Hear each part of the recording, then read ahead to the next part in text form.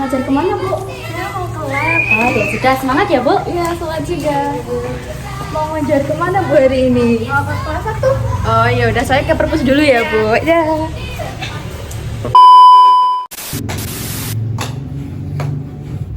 Bu Winma, Ya, hakikat belajar mengajar itu apa sih? jadi hakikat belajar mengajar adalah proses interaksi antara guru dan siswa dan juga proses pencapaian tujuan pembelajaran. Nah, tujuan belajar mengajar itu ada 3. Yang pertama, mencapai pengetahuan dan keterampilan. Yang kedua, mengembangkan sikap dan perilaku siswa. Dan yang ketiga, meningkatkan kemampuan berpikir kritis siswa.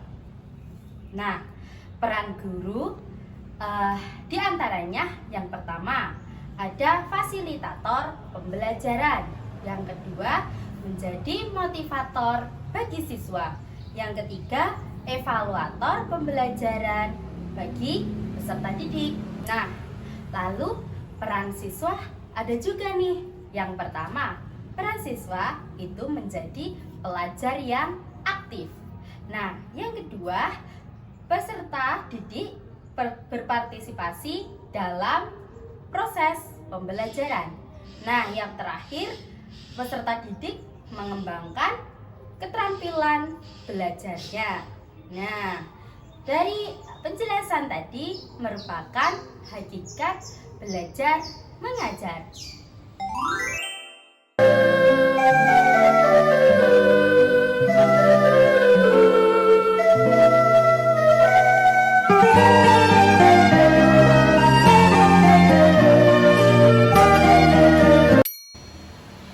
Bu Silva, Ya. Bu, apa aja sih macam-macam pendekatan dalam pembelajaran itu? Nah, pendekatan pembelajaran itu ada 7. Yang pertama, pendekatan berbasis masalah atau project based learning. Nah, guru memberikan masalah nyata kepada siswa, lalu siswa dapat mengembangkan keterampilan berpikir kritis dan kreatif. Sekarang saatnya berdiskusi. Nah, anak-anak, diskusi yang pertama adalah nanti anak-anak menyebutkan gambar, boleh ditulis siapa sih tokoh idola kalian? Mengapa kalian menjadikannya idola? Pasti semua punya idola kan? Punya. Contohnya Bu Tika mengidolakan Ibu kita Kartini. Kenapa Bu Tika mengidolakan Ibu kita Kartini? Karena Ibu kita Kartini adalah pahlawan pejuang perempuan. Itu. Nah, nanti anak-anak bebas memilih siapa saja tokoh idolanya, kemudian didiskusikan dalam kelompok, nanti ditempelkan menjadi sebuah poster. Kemudian alasannya.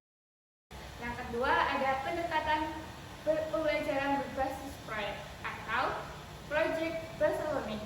Nah, guru memberikan proyek untuk dikerjakan oleh siswa, sehingga siswa dapat mengembangkan keterampilan berpikir kritis, kreatif, dan kerjasama.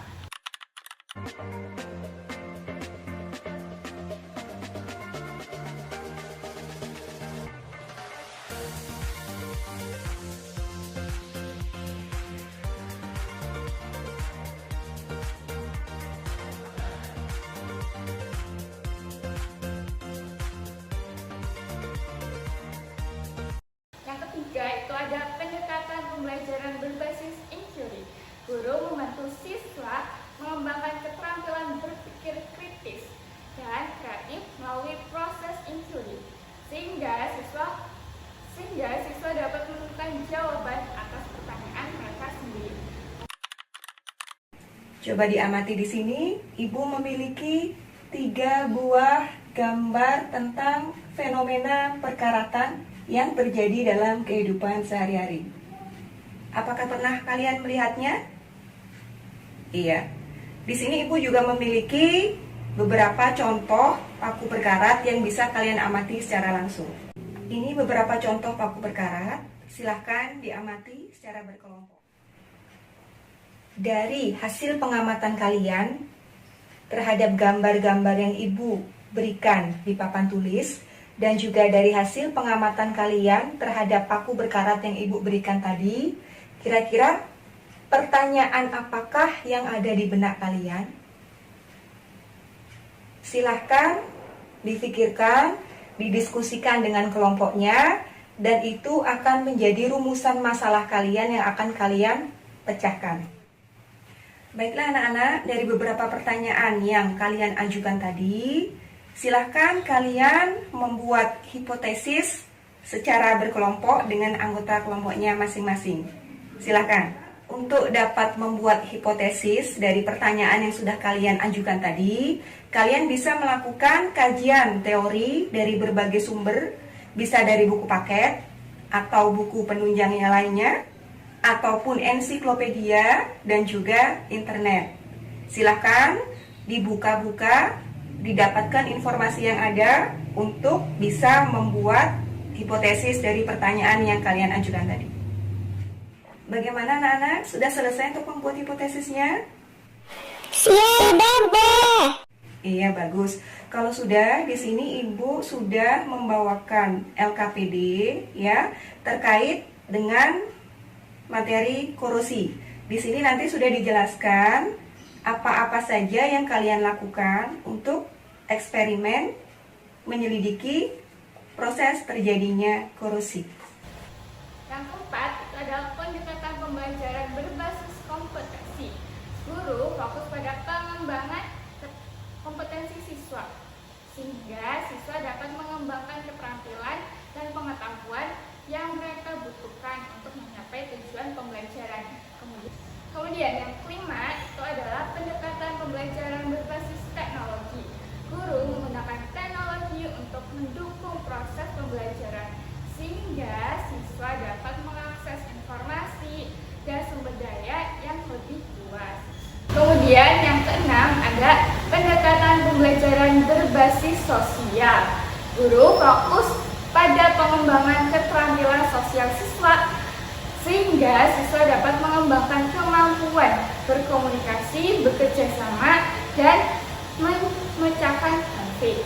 Kemudian yang ketujuh, yang terakhir itu ada pendekatan pembelajaran berbasis emosional. Guru fokus pada pengembangan keterampilan emosi siswa, sehingga siswa dapat mengembangkan kemampuan mengelola perasaan, mengembangkan empati, dan memecahkan konflik.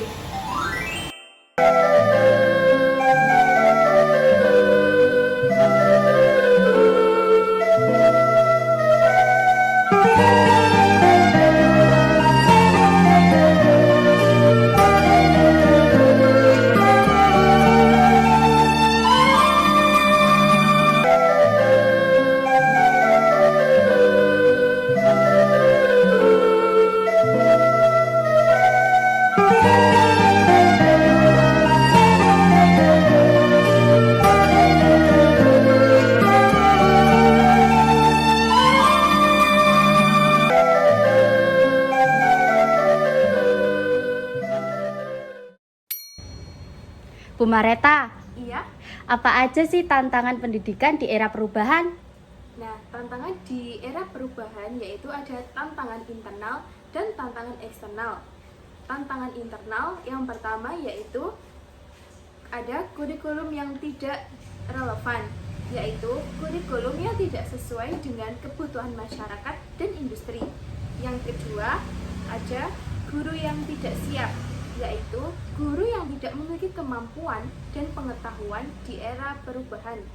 Yang ketiga, ada sumber daya yang terbatas, seperti infrastruktur, teknologi, dan biaya.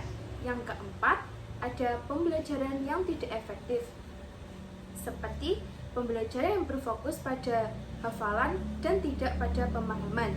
Kemudian ada tantangan eksternal, yaitu ada perubahan teknologi, perubahan ekonomi, perubahan sosial, dan perubahan lingkungan.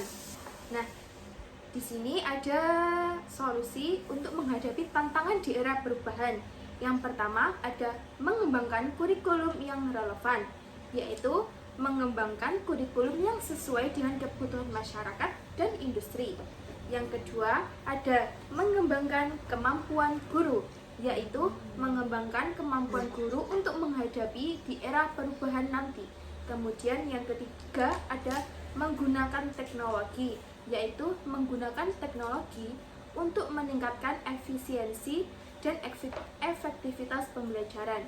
Yang terakhir ada mengembangkan pembelajaran yang berbasis kompetensi, yaitu untuk meningkatkan kemampuan kompetensi siswa.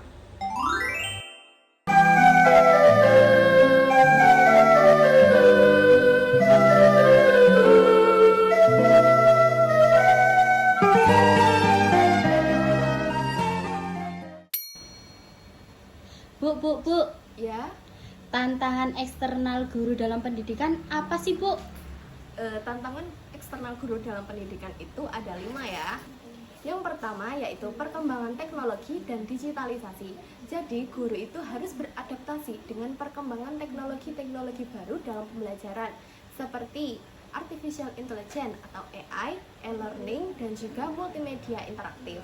Selain itu, terdapat kesulitan dalam akses infrastruktur di dalam daerah yang terpencil, sehingga terjadi kesenjangan antara siswa yang mendapatkan akses dan juga yang tidak mendapatkan akses. Yang kedua, yaitu perubahan kebijakan pendidikan. Adanya pergantian kurikulum dengan cepat, seperti dari KTSP, K13, lalu kurikulum merdeka. Hal ini memberikan kesulitan bagi guru, serta adanya tuntutan pembelajaran berbasis proyek dan HOTS atau Higher Order Thinking Skill. Yang ketiga, kesejahteraan guru. Masih ada ketimpangan antara kesejahteraan guru honorer dengan guru PNS. Selain itu, minimnya pelatihan dan pengajaran pengembangan profesionalitas bagi guru, terutama di tempat-tempat yang tertinggal. Yang keempat, perubahan sosial dan karakter siswa. Karena meningkatnya dampak media sosial terhadap pola pikir dan perilaku siswa yang menyebabkan berkurangnya kedisiplinan dan juga motivasi belajar siswa akibat dari distraksi digital. Ini menjadi tantangan guru untuk mengelola keberagaman budaya dalam kelas yang heterogen. Kelima yaitu globalisasi. Globalisasi membawa tantangan bagi guru untuk mempersiapkan siswa ke ranah internasional. Guru perlu mengintegrasikan perspektif global dalam pembelajaran dan mendorong penguasaan bahasa asing serta pemahaman lintas budaya.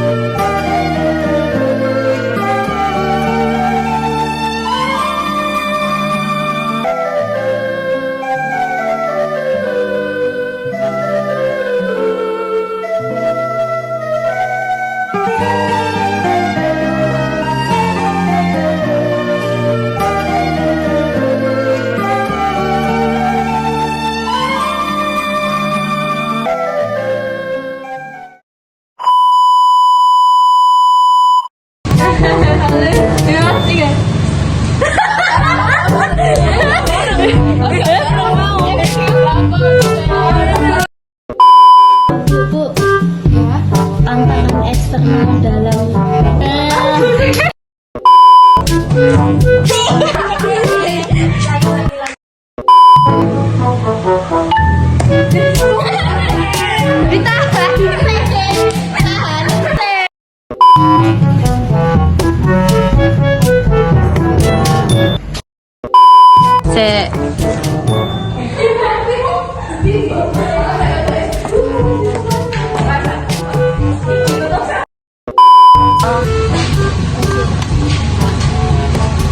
Coba.